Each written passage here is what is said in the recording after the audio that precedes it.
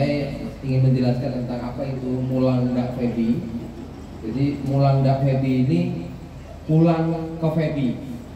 Jadi di sini ada talkshow, di ujung sana ada workshop, tapi workshop itu nanti siang. Nah, kalau talkshow pagi seperti ini kita ingin berbincang tentang terutama tiga tema-tema penting tentang pemberdayaan, kemudian yang kedua tentang ekonomi kreatif, dan ketiga tentang transformasi media digital.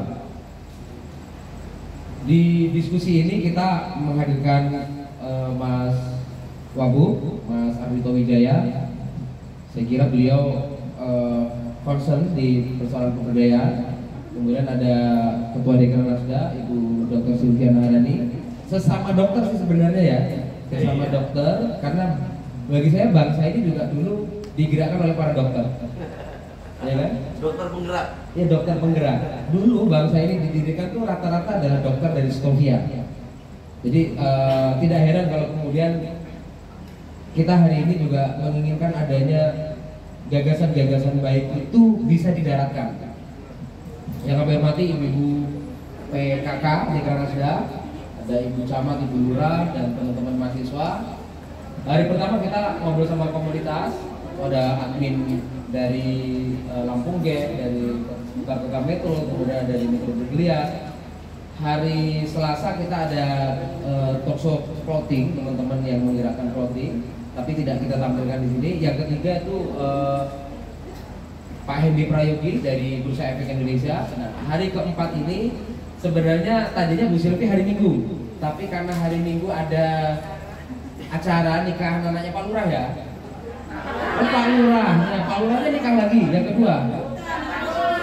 Oh, jadi Bu Silvi izin mau menjadi saksi nikah. Oke, akhirnya ya udah Bu sama Mas Ardhito ya. Oh iya sih, nggak apa-apa. Next Pak Rian. Nah, kalau Bapak Ibu memperhatikan, kita sekitar 2 bulanan ini sedang menggerakkan namanya keliling negro. Keresahannya sama, bahwa menemukan penggerak itu nggak gampang. Ya, menemukan penggerak yang konsisten sehingga dia benar-benar hadir syukur-syukur 24 jam di sebuah teritorial tertentu, entah di tingkat RT atau RW. Itu satu persoalan yang mesti kita juga harus cari. Apa solusinya dan bagaimana melahirkan para penggerak. Yang kedua adalah apakah di masyarakat itu terjadi sebuah transformasi kebudayaan. Contoh gini, gotong royongnya itu bisa konsisten tidak? Bantingan iurannya itu bisa konsisten tidak? Kalau datang misal Bu Silvi minta bantuan ini, tapi habis itu jenengan nggak mau bergotong royong, ya itu namanya memalak pimpinan, ya kan? Besok dilihat lagi Bu Silvi, loh kok nggak ada? Iya Bu, gotong royongnya nggak konsisten. Bantingannya tidak terjadi, bantingan iurannya loh.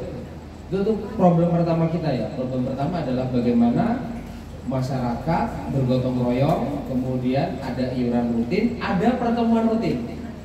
Kalau dipayungi ya malam Kamis. Yang kedua adalah apakah kampung itu bisa dipetakan dalam konsep tematik atau kemudian kampung itu diubah tata ruangnya menjadi lebih cantik. Terus kemudian kampung itu benar-benar punya ciri khas, keunikan. Itu problem yang kedua. Apakah dalam perjalanan 1 tahun atau kalau Pak ini udah 5 tahun ulang tahun Oktober nanti ini, apa sih yang berubah before afternya dari sebuah teritorial di sebuah kampung?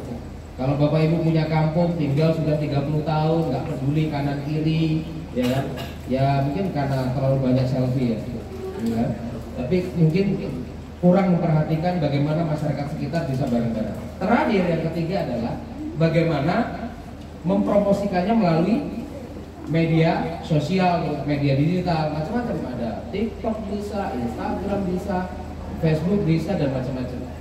Nah, Mulang Ndak Febi dalam Senin sampai tentang Senin sampai Minggu itu membincangkan hal-hal yang demikian. Jika kita ada insight baru, kita kalau bahasa Mas Ardhito kan pentahelik. Jadi A, B, C, G, M. Hari ini kita akademik. Kampus itu akademik. Kalau di Payungi saya mewakili community. akademik, bisnis itu ada nanti saya tulisnya datang, ada PLN, ada Pegadaian, ada bank-bank, itu mereka hadir dan yang bersamai kita, ada M3, itu bagian dari komunitas bisnis. Biasanya mereka juga punya CSR untuk sedikit membantu kegiatan kreatif. Yang ketiga adalah community, kemudian ada government. Hari ini kita ngobrol government, dan kemudian media. Teman-teman muda ini menggunakan medsosnya untuk apa?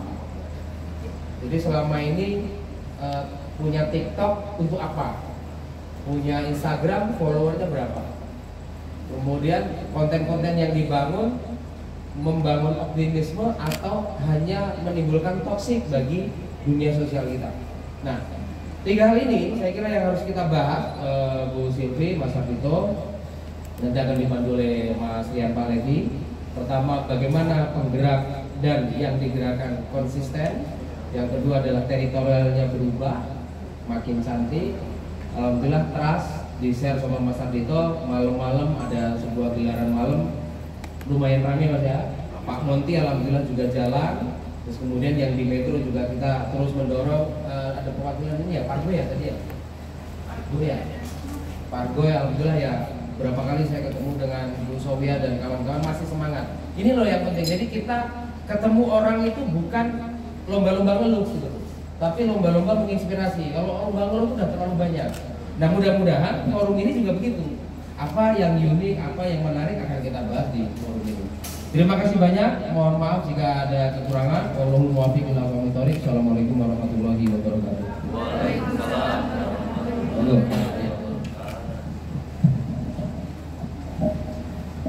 Bismillahirrahmanirrahim. Assalamualaikum warahmatullahi wabarakatuh. Selamat pagi untuk para peserta takso pada pagi hari ini. Ada teman-teman mahasiswa, ibu-ibu dari Dekranasda, TKK, kemudian komunitas-komunitas yang mungkin sudah hadir di sini, dan stakeholder yang selalu menyupport kegiatan Bulan KB ini dari hari Senin kemarin. Dan pada hari ini kita masuk ke hari keempat dengan takso bertema mendorong komunitas promosi kampung kreatif melalui media digital. Nah, pada hari ini takso saya sebut sangat spesial karena kita kedatangan narasumber bintang tamu yang sangat luar biasa, khusus di hari Kamis ini. Untuk itu saya selaku moderator memperkenalkan terlebih dahulu. Narasumber yang pertama itu ada Bapak Dr. Ardhito Wijaya. Beliau sebagai Wakil Bupati Lampung Tengah. Selamat datang Pak, apa kabar? Baik. Kemudian narasumber kedua ada Ibu Dr. Sylvia Naharani MM. Beliau sebagai Ketua Dekranasda dan Ketua Penggerak PKK Kota Metro. Alhamdulillah kedua narasumber kita ini kedua-duanya dokter. Ya. Jadi selain bisa mendiagnosis penyakit, dan narasumber kita ini juga bisa mendiagnosis penyakit atau hambatan yang terjadi di masyarakat, khususnya pada bidang pemberdayaan masyarakat, seperti itu. Jadi selain mendiagnosis penyakit, bisa juga memberikan solusi terhadap perkembangan pemberdayaan masyarakat yang ada di Provinsi Lampung, khususnya di Kota Metro. Gitu. Kemudian untuk tema atau topik takso ini adalah mendorong komunitas promosi kampung kreatif melalui media digital. Maka yang hadir di sini khususnya tadi seperti yang disampaikan oleh Pak Dharma, bahwa komunitas ya itu ada beberapa jenis dan ada beberapa macam, dan PB khususnya IAIN Metro ini termasuk dalam komunitas pendidikan, yaitu instannya adalah Civitas Akademika, di mana setelah kalian menjalani perkuliahan khususnya mahasiswa dapat mengimplementasikan ini, ya kan? Bisa saja nanti ada lulusan yang kembali ke desa, ya kan? Mengembangkan desanya, kemudian menggerakkan roda perekonomian di daerahnya masing-masing. Maka dari itu untuk kesempatan kali ini kita akan menerima ilmu, share pengalaman dari kedua narasumber. Yang pertama itu dari Bapak Dr. Ardhito Wijaya, dan poin utama dan dari topik taksu kita pagi hari ini ada 3. Yang pertama adalah bagaimana mendorong gotong royong budaya banting iuran dan pertemuan rutin.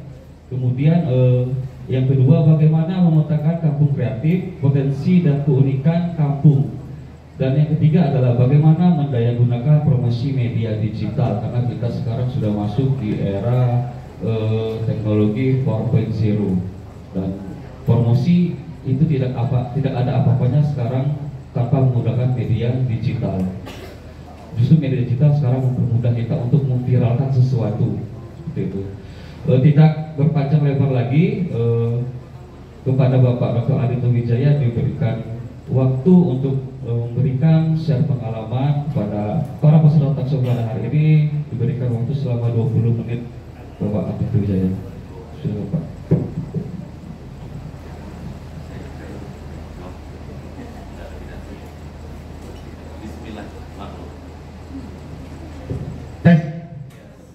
Kaget nggak? Kaget ya. Bismillahirrahmanirrahim. Assalamualaikum warahmatullahi wabarakatuh. Alhamdulillahirobbilalamin. Assalatu wassalamu ala asyrofil anbiya wa mursalin wa ala alihi wa ashabihi ajmain, amma ba'du. Yang saya hormati di samping saya Ibu Dr. Silvia Naharani Wahdi MM, Ibu Wali Kota Metro. Saya sudah kenal lama sebenarnya, karena sama-sama PNS, sama-sama dokter, jadi mungkin sebenarnya cara berpikirnya serta mindsetnya sama sebenarnya. Jadi di sini sebuah kebanggaan bagi saya, kesempatan untuk bersama-sama bertemu dengan jenengan semua, dengan seorang wanita inspiratif yang luar biasa seperti Ibu Silvia Naharani. Tepuk tangannya dong. Susah banget sih orangnya, tepuk tangan aja disuruh. Yang saya hormati Mas Rian Pahlevi, Kaprodi PBS Yayan Metro, Mas Dharma Setiawan, ibu-ibu tim penggerak PKK sebelah kanan. Biasanya kalau dulu tim penggerak PKK ya Dekra Nasda, ya hampir semuanya lah. Jadi kalau saya misalnya pertemuan itu ini lagi. Kalau saya ada perubahan dari waktu ke waktu 23. Itu menunjukkan kalau seandainya kita mencari penggerak susah. Yang namanya penggerak itu Mas Dharma yang sebelah kanan ini. Cuma dikasih seragam begini aja bergerak setiap hari, nggak berhenti loh. Ini penggerak sebenarnya nih. Tepuk tangan untuk penggerak. Kemudian di sebelah kiri saya para mahasiswa, anak-anak muda yang mempunyai masa depan yang cerah, yang insya Allah dengan sering-seringnya terus meningkatkan kualitas diri. Meningkatkan kualitas diri kan 3 caranya adik-adik ya. Pertama dengan membaca buku, kedua mendekatkan diri dengan Allah Subhanahu Wa Taala, ketiga dengan ini diskusi bersama orang-orang yang sering membaca buku. Insya Allah orang-orang model kayak jenengan ini suatu saat lagi nanti akan mendapatkan tempat untuk memimpin nanti di daerah atau negara kita. Nah, saya di sini datang tadi saya berpikir dari semua. Saya mohon izin. Saya berpikir ini saya sampai sini nanti disuruh sama Mas Dharma ngomong apa ya saya ngomong. Tapi saya datang saja karena saya mempunyai keyakinan itu Mas Dharma manggil saya suruh ngomong pasti ada di saya yang mungkin bisa dijadikan sesuatu untuk bisa jadi pandangan adik-adik semua. Adik-adik semua masih kuliah semua, masih kuliah semua. Di sini pertama, kalau kuliah itu berarti kita sekolah, habis sekolah awal bulan kan kita minta sama ibu atau sama bapak, Bu, Pak, bulanannya habis gitu ya? Iya apa enggak? Kondisi yang ada sekarang di jenengan semua ini suatu saat akan berganti. Jenengan nanti akan menikah, kemudian mempunyai anak. Dan ada seorang anak nanti yang belum muncul yang akan gantian telepon jenengan, ibu bulanannya dong, akan ada seperti itu. Oleh karena itu sebenarnya kita harus siap-siap. Dan yang kedua, ibu-ibu jenengan, bapak-bapak jenengan menyekolahkan jenengan ke sini pasti mempunyai tujuan. Harapannya anak saya jadi sarjana ekonomi, besok jadi direktur di sebuah tempat, sama seperti jenengan pada saat jenengan ada dari luar sana SMA masuk ke sini, kan seperti itu. impiannya tinggi, mimpinya tinggi. Nah, sebelum Mas Tito memulai apa yang mau Mas Tito sampaikan, Mas Tito sebenarnya ingin bertanya, masih ada tidak mimpi kalian pada saat kalian masuk ke sini? Hari ini masih ada apa enggak? Karena yang namanya penggerak mau bergerak itu adalah mempunyai modal utama, yakin bahwa mimpinya bisa tercapai. Itu dulu. Apapun yang terjadi di dunia ini tidak bisa mempengaruhi kita. Kita mau jadi apa nanti tergantung dengan kita. Pupus atau tidaknya impian kita itu tergantung dari kita. Jadi saya di sini berharap semoga adik-adik semua yang ada di sini sebelum mendengarkan apa yang Mas Tito sampaikan, ini tetap masih mempunyai mimpi. Mungkin sih bukan kadang saya berdiri. Gak apa ya? Ini enakan pakai mic apa? Nggak pakai mic. Pakai mic biar masuk rekaman ya. Nah, jadi tadi sempat menyampaikan bahwa kita di sini akan berbicara tentang bagaimana cara mendorong gotong royong, kemudian budaya pelantingan, pertemuan rutin. Mas Dito ini di Lampung Tengah dengan ketidakmampuannya, dengan ketidakbisaan apa-apa, punya modal satu sebenarnya, mau mendengar. Dan Mas Dito ini malas sekali kalau misalnya sebuah omongan atau sebuah diskusi yang nanti ujungnya mau jelek-jelekin orang, itu paling males.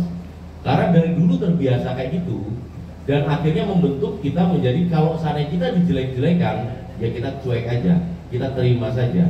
Dengan modal seperti itu akhirnya Mas Dito terbiasa mau mendengar. Pada saat akhirnya mau mendengar, anak yang nggak bisa apa-apa ini, anak yang nggak tahu apa-apa ini, akhirnya mendengar tuh gini loh. Kalau Mas Dito bilang halo, mendengar tuh ada versinya. Halo hanya dengar kata halo, tapi ada yang dengar dengan jelas halo. Bekerja, ada orang dengar bekerja, tapi ada yang langsung gitu dengar, oh melakukan sesuatu. Nah, pada saat kita mampu mendengar sampai apa yang kita dengar itu langsung menjadi bagian dari pemikiran, itu akan membuat kita gampang mengingat. Jadi kalau membentuk sebuah tempat-tempat kreatif, 13 tempat kreatif yang ada itu mempunyai hal yang berbeda-beda, cara yang berbeda-beda. Sampai sekarang pun dari 13 tempat yang ada dalam Lampung itu kayaknya yang hidup tinggal 2 Tapi apakah berhenti gara-gara 2 itu? Enggak. Mas tetap muter, tetap berusaha, tetap mencari faktor penggerak. Walaupun akhirnya tidak ada lagi yang bergerak, ada sebuah rasa di dalam hati, saya akan tetap bergerak. Kenapa? Kenapa Mas Dito yang masih mau bergerak? Coba kenapa? Ibu-ibu sudah pernah membuat tempat kreatif atau belum? Sudah? Sudah pernah? Ikut belum? Adik-adik sudah pernah ikut belum? Membuat sebuah tempat yang kreatif seperti kayak yang dibuat Mas Dharma, Payuni, mengikuti prosesnya dari awal, melihat akhirnya ibu-ibu yang ada di luar, adik-adik yang ada di luar yang sekarang makan, kemudian ngobrol sendiri, akhirnya mau melakukan sesuatu, sehingga akhirnya setelah mereka melakukan sesuatu bisa membawa impact. Melihat hasil kerja seperti itu membuat rasa bangga yang luar biasa. Dan rasa bangga itu nyandu. Dan pada saat rasa bangga, rasa cinta nyandu ada, itu rasa untuk bergotong royong. Walaupun jenengan pakai baju pangkat seperti apapun, jenengan nggak akan pernah ragu-ragu berhenti di jalan untuk mengambil sampah di pinggir jalan. Merubah mindset di tengah masyarakat nggak mudah. Merubah mindset mereka itu tidak bisa kita paksakan. Yang bisa kita lakukan adalah merubah mindset kita. Merubah mindset kita sehingga akhirnya kita bisa menjadi inspirasi bagi mereka. Jadi adik-adik semua yang ada di sini, untuk membuat sebuah tempat mau bergotong royong itu harus kita mampu timbulkan rasa kebersamaan, rasa keikhlasan, tujuan yang sama. Di mana sebuah tujuan kalau membentuk organisasi seperti FEBI ini harus ada di hati jenengan, dan jenengan semua yang ada di sini merasa akan mendapatkan sebuah keuntungan baik ilmu maupun apapun dari FEBI, sehingga akhirnya kalian semua mau bergerak secara gotong royong untuk baby. Timbul rasa cinta akan membuat kita mau iuran. Susah kadang-kadang membuat iuran. Pada saat kita nggak ada, bisa jadi mereka berhenti. Tapi yang bisa kita lakukan adalah terus menumbuhkan rasa cinta, terus menumbuhkan rasa kebersamaan, terus memberikan motivasi. Terus memberikan motivasi kepada mereka agar mereka selalu ingat dengan tujuan awal dibentuknya organisasi. Sehingga keikhlasan, adanya kesadaran itu adalah faktor untuk mendorong gotong royong. Rasa cinta untuk membuat sesuatu yang berbeda itu akan membuat kita bergerak sendiri. Ingat satu hal, dalam sebuah kelompok kesamaan satu dan yang lainnya harus terjaga. Kalau dalam kelompok PKK ini persamaan satu dan lainnya nggak terjaga, ada yang lebih tinggi, ada yang lebih rendah. Mungkin pas pertama Ibu Sylvia Mahani menyeragamkan jumlahnya 100 orang, tapi lama-lama akhirnya jumlahnya tinggal 30 orang. Itu karena yang 70 bukan nggak mau bekerja, dia merasa lebih dikecilkan dibandingkan yang lainnya. Hakikatnya setiap manusia adalah orang yang haus akan rasa ingin dihargai. Saya haus akan rasa ingin dihargai. Jenengan haus akan rasa ingin dihargai. Mungkin ada di sini adik-adik yang terpaksa datang ke sini, tetapi apa? Supaya dihargai sama dosennya. Mungkin yang di sini pun ada rasa nggak enak hati datang ke sini. Bukan 100% karena mau datang ke sini. Kenapa? Karena ingin dihargai oleh Ibu Sylvia. Itu adalah manusia. Setiap manusia adalah orang-orang yang haus akan rasa dihargai, dan rasa itu ada setiap hari, hampir mirip seperti orang lapar. Kalau kalian jenengan tahu bahwa orang lain itu haus akan rasa ingin dihargai, hargai dia. Begitu dia mencintai kita, orang yang cinta dengan kita sama seperti itu. Orang yang cinta terhadap sesuatu akan gampang diajak gotong royong, akan gampang diajak bantingan, akan gampang dan siap melakukan apapun untuk jenengan. Nah, jadi kalau di sana gimana caranya memberikan motivasi? Apa yang dilakukan? Kadang-kadang masih muter-muter kayak gini untuk ngomong di depan mereka, mengingatkan kembali rasa kebersamaan, mengingatkan kembali tujuan awal, mengingatkan kembali bahwa ini tempat ini bukan tempat saya, bukan tempat kamu, bukan tempat mereka, tapi tempat kita bersama-sama. Dan di tempat ini kita bisa mendapatkan banyak pelajaran, dan sebuah pelajaran-pelajaran yang membuat hati kita senang. Pada saat hati kita senang, itu adalah sesuatu yang tidak bisa dibayar dengan apapun. Jadi caranya kalau di sana dengan cara mengajak gotong royong ini, Mas Dharma. Kemudian coba slide kedua, bagaimana memetakan kampung kreatif. Jadi setiap kampung itu beda-beda. 13 tempat kemarin itu di tempat yang berbeda-beda. Pada saat 13 tempat itu bergerak, itu semuanya mempunyai faktor penggerak. Yang namanya Pak Mina ada Ibrahim, si Iim. Kemudian setelah itu ada Mas Iwan. Di Kampung Seputi Banyak itu ada juga rombongan anak muda. Rata-rata setiap tempat yang akhirnya menjadi area kreatif yang kemarin sempat berjalan dengan metode pentaheliknya, itu rata-rata penggeraknya datang sendiri. Mereka datang sendiri untuk mencari informasi bagaimana bisa membuat daerahnya lebih maju dibandingkan yang ada sekarang, dengan potensi-potensinya yang ada. Jadi pertama dari setiap kampung itu kalau seandainya dia mau dia naik ke atas, pertama harus ada penggeraknya. Kemudian kalau pemetaan tetap dilakukan sama Mas Tito, pemerintah daerah, setiap tempat itu memiliki potensi yang beda-beda. Setiap manusia itu mempunyai keunikan yang berbeda-beda. Ibu-ibu yang sebelah kanan ini cantik-cantik semua, tetapi ada yang lebih cantik matanya, ini lebih cantik kulitnya, sebelahnya lebih cantik bibirnya, berbeda-beda. Setiap orang mempunyai keunikan tersendiri, sama dengan adik-adik yang ada di sini, mempunyai keunikan tersendiri, sehingga akhirnya pemetaan itu selalu tergantung dari potensi tempatnya masing-masing. Dan biasanya sebuah tempat itu yang tahu potensinya masyarakat atau orang sekitar sana. Jadi oleh karena itu keberadaan faktor penggerak itu akan mempermudah kita melakukan identifikasi dari potensi dari sebuah daerah. Dan yang terakhir tadi Mas Reza tadi sempat bilang bahwa media sosial itu akan ini ya, akan mudah memviralkan sesuatu, betul ya? Betul kan? Tahu Cimehong? Tahu? Cimehong tahu semua? Benar tahu semua? Tahu Pak RT? Tahu. Siapa yang tahu Pak RT? Itu tunjuk tangan. Tahu Pak RT ya? Pak RT berantem sama siapa? Tuh, dari tahu semua kan? Masalah apa? Masalah kurban sapi. Sapinya warna apa? Oh nggak tahu sapinya warna apa? Warna putih ya. Nah, jadi benar yang dibilang Mas Reza. Media sosial, promosi dalam media sosial, promosi itu intinya adalah ini inti promosi. Benar kan ya? Saya nyarinya di Google itu, saya nyarinya dari berbagai macam yang saya baca, akhirnya saya simpulkan seperti itu. Promosi adalah untuk memperkenalkan produk pada masyarakat, untuk mempengaruhi mereka sehingga tertarik dan membeli produk kita atau mengetahui produk kita. Itu promosi. Media digital adalah internet dan komputer.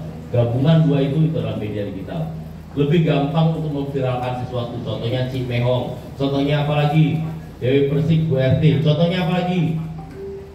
Jalan Lumbia kemarin di contohnya juga. Kemarin Mas sempat bertemu dengan Gus Miftah, ngobrol sebentar. Gus Miftah menyampaikan bahwa Mas Dito, saya ini sebenarnya kalau saya misalnya dicalonkan sebagai calon gubernur atau calon presiden, saya ini punya popularitas yang luar biasa loh, kata dia. Coba tunjuk tangan sebelah kanan. Ada nggak yang nggak kenal Gus Miftah? Kenal semua berarti karena ada Gus Miftah. Tahu semua ya. Belum kenal ya.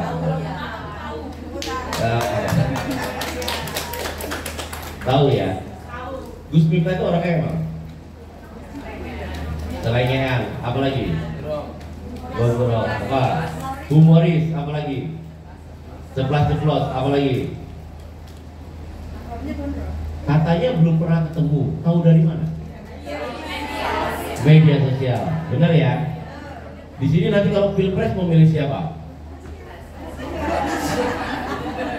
Saya hanya ngasih contoh efek dari promosi media sosial. Mau milih siapa?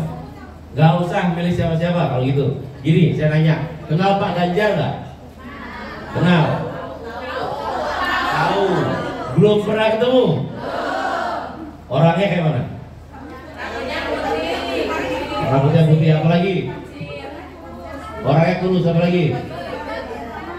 Orangnya ramah, humble, apa lagi? Ganteng. Orang yang ujung sana ini apa agak berbeda. Orangnya ganteng, orangnya lucu. Padahal belum pernah ketemu. Belum. Lihat langsung sudah belum? Belum pernah lihat langsung. Pernah ngelihat Pak Ganjar buang air besar belum? Hah? Belum. Belum pernah. Kalau ini nanti jangan lu share ya. Ini misalnya ada nama merek. Pak Ganjar pas buang air besar, kira-kira ngeden apa enggak? Ngeden. Sekarang bayangkan, kalau Pak Ganjar lagi buang air besar, lagi ngeden, di videoin dari depan, di share. Mau milih Pak Ganjar nggak? Tadi enggak, kalau dikeluarinnya posisi dia lagi buang air besar. Tadi itu adalah sebuah contoh impact dari promosi media digital. Media digital membuat kita mudah memperkenalkan sesuatu. Yang namanya Pak Ganjar itu produk. Yang namanya Pak Prabowo produk. Yang namanya Mas Dito produk. Yang namanya Pak Wali Kota produk. Semuanya produk.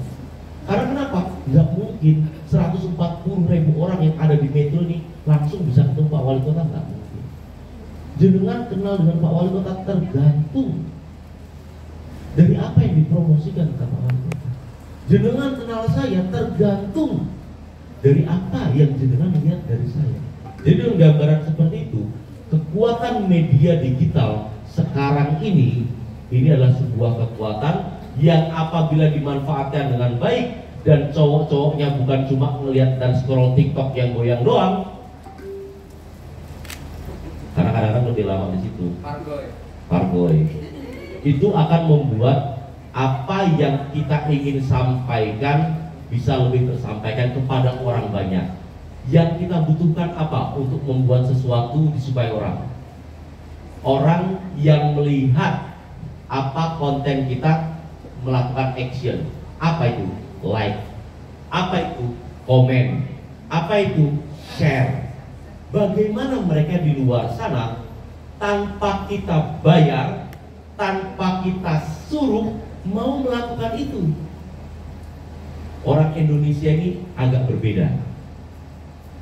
Kalau misalnya kita ngomong serius, mereka kadang-kadang tidak mau komen, terutama di konten-konten. Misalnya, ayo bersama-sama kita bersihkan, ini karena di Lampung Timur supaya netral posisinya saya. Ayo bersama-sama kita bersihkan Lampung Timur dari sampah-sampah yang ada. Yang komen nggak ada. Males mereka. Ada juga langsung nulis di bawah, kalau ada yang komen 1 biji 2 biji, alas sebentar lagi mobil kada Mas Dito di dasar. Pasti gitu. Kalau kayak gitu tulisannya. Tetapi kalau tulisannya buanglah sampah pada tempatnya, buanglah mantan pada temannya, itu yang komen bisa 500 orang. Dan rata-rata komennya lucu. Setelah itu kita lihat ke bawah, ternyata yang share bisa ada 500 orang. Jadi untuk membuat konten kita, sebenarnya isinya gambarnya sama, jenengan juga gambarnya sama, kita juga melakukan sesuatu yang baik sama, kita juga kadang-kadang kita tidak perlu, jangan membuat sebuah tulisan yang terlalu serius, karena kebutuhan pasar yang ada di luar sana ingin untuk mendapatkan sebuah konten yang dia lebih nyaman, lebih rileks, lebih simple. Nah, jadi adik-adik semua, media sosial yang ada itu, jenengan kadang-kadang mungkin berpikir, ini kalau seandainya misalnya bisa, kalau bisa ya, dari belakang sini sampai depan sana, kalau ini melakukan sesuatu, yang lainnya ikut like, kalau bisa. Tapi kalau nggak bisa, sebenarnya dengan kekuatan jenengan sendiri, jenengan menjadi seseorang yang berubah menjadi seorang penggerak, membuat konten seperti yang saya bilang tadi, konten yang mampu membuat orang di luar sana tanpa sengaja akhirnya bereaksi, nge-like atau nge-share, itu akan mampu membuat sebuah perubahan untuk jenengan dan untuk lingkungan. Tapi hati-hati, yang namanya media sosial itu adalah pisau bermata dua, terutama untuk pejabat publik ya Bu. Kalau untuk jenengan semua nggak ada masalah, ajar-ajar aja. Tapi kalau untuk pejabat publik kadang-kadang pisau bermata dua. Kadang-kadang kita kalau memang jadi gini, di luar sana kalau hal-hal yang aneh itu sebenarnya akan lebih gampang viral dibandingkan hal yang gak aneh. Tapi belum tentu mental kita kuat kalau hal itu aneh. Jadi karena dia pisau bermata dua, pintar-pintarlah kalian untuk menggunakannya, tetapi jangan akhirnya hal itu menimbulkan rasa ketidakberanian. Berani buat sesuatu, berani mempromosikan produknya, berani. Kalau perlu buat mereka di luar sana mencintai produk jenengan dengan cara produk ini dari proses membuatnya saja sudah divideokan sehingga akhirnya di-share. Produk ini pada saat produk itu masuk ke mulut Bu Sylvia, masuk ke mulut Mas Dito, langsung difoto terus ditulis di sana, Bu Wali Kota aja mau makan, masa lu enggak? Itu akan membuat akhirnya produk kalian lebih gampang dikenal di luar sana, menimbulkan rasa penasaran dan akhirnya membuat orang tertarik untuk bisa mencicipinya juga. Nah, jadi dari 3 hal yang disampaikan tadi, itu yang bisa saya sampaikan. Dan saya berharap semoga adik-adik yang ada di sini nanti bisa bertanya, bisa ngobrol, sehingga akhirnya terjadi dialog 2 arah, Mas Dito, ibu-ibu, Mas Dito, adik-adik, Mas Dharma, sehingga akhirnya kita semua yang ada di sini pada hari ini bisa mendapatkan peningkatan pengetahuan karena kita sudah berkumpul bersama-sama, berdiskusi bersama-sama untuk meningkatkan pengetahuan dan kemampuan kita membantu masyarakat yang ada di luar sana. Terima kasih banyak atas waktu yang diberikan. Mas Dito akhiri, wallahul muwaffiq ila aqwamit thoriq. Wassalamualaikum warahmatullahi wabarakatuh. Waalaikumsalam warahmatullahi wabarakatuh.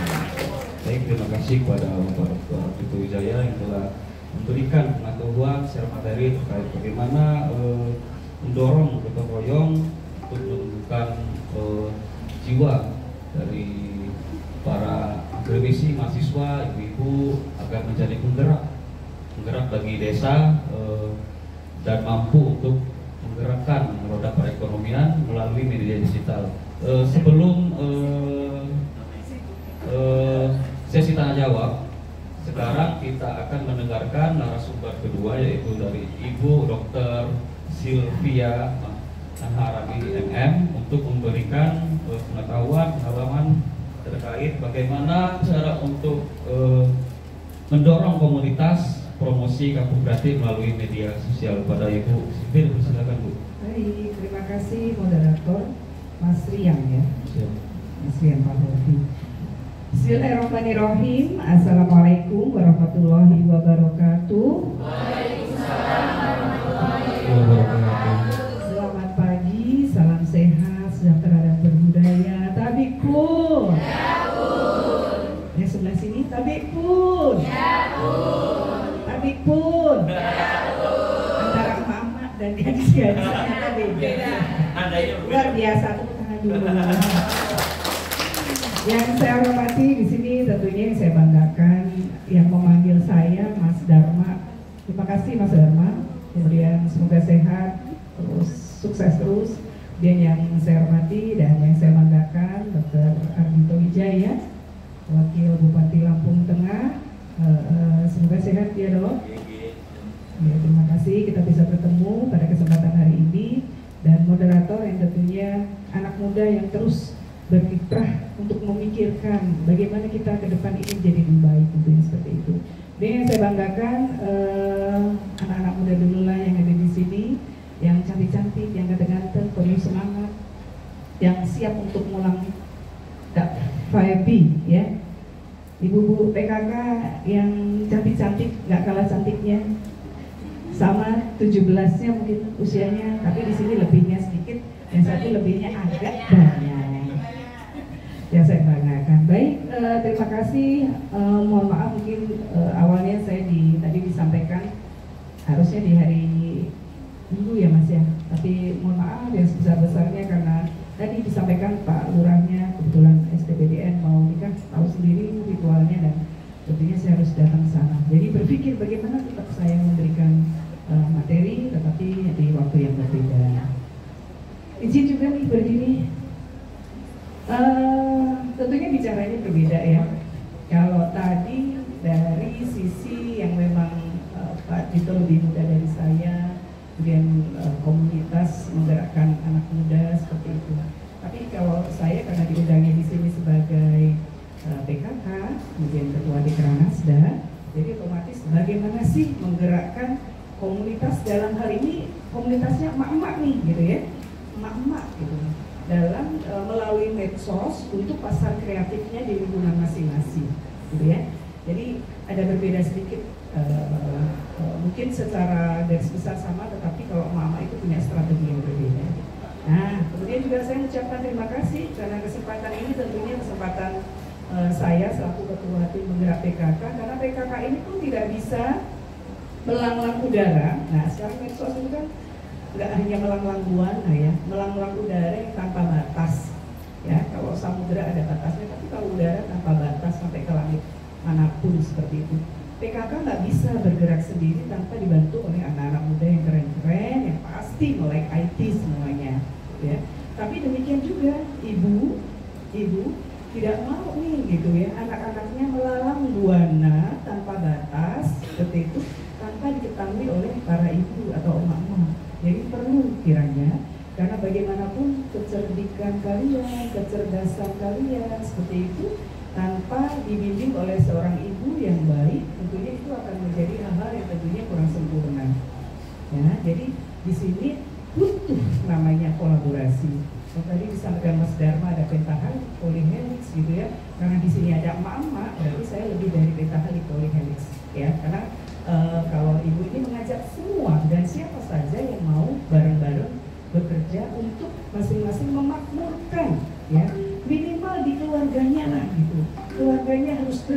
itu tujuan PKK. Kalau sudah keluarganya berdaya itu juga di ayat suci seperti itu ya. Jadi ya jangan kau biarkan itu keluarga masuk neraka, mikirin orang lain tapi keluarganya masuk neraka. Jangan seperti itu. Perbaiki tidak nafsi, perbaiki diri sendiri dulu gitu.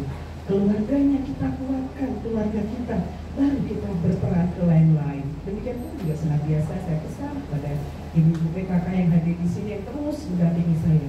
Luar biasa beliau-beliau ini. Baru semalam mungkin ya kita besok datang semua saya jadi di luar ekspektasi. Udah muncul semua gitu. Subuh ngasih taunya. Tadi yang beres-beresin mereka. Jadi luar biasa ya Dok ya. Jadi terima kasih banyak ibu-ibu. Saya juga mohon maaf kalau meninggalkan sedikit waktu yang harusnya masak nyiapin suaminya, tapi kita nggak lama kok. Nanti pulang nyiapin untuk anak-anak kasih libur ya. Nanti nyiapin makan siang untuk suami. Jadi tetap kita harus berbagi waktu dengan baik. Ya. Jadi sengaja di sini saya selaku ketua tim gerak PKK ingin memberikan, kalau ibu-ibu ini sudah sering kita bicara dan sebagainya, berstrategi seperti apa gitu. Tapi untuk anak-anak muda mungkin seolah PKK itu apa sih gitu ya. Nah PKK itu pasti kumpulan itu tuh seragamnya itu, yang kemana-mana nyanyi itu gitu ya. Karena semboyan kita kalau di Metro ini memang ceria.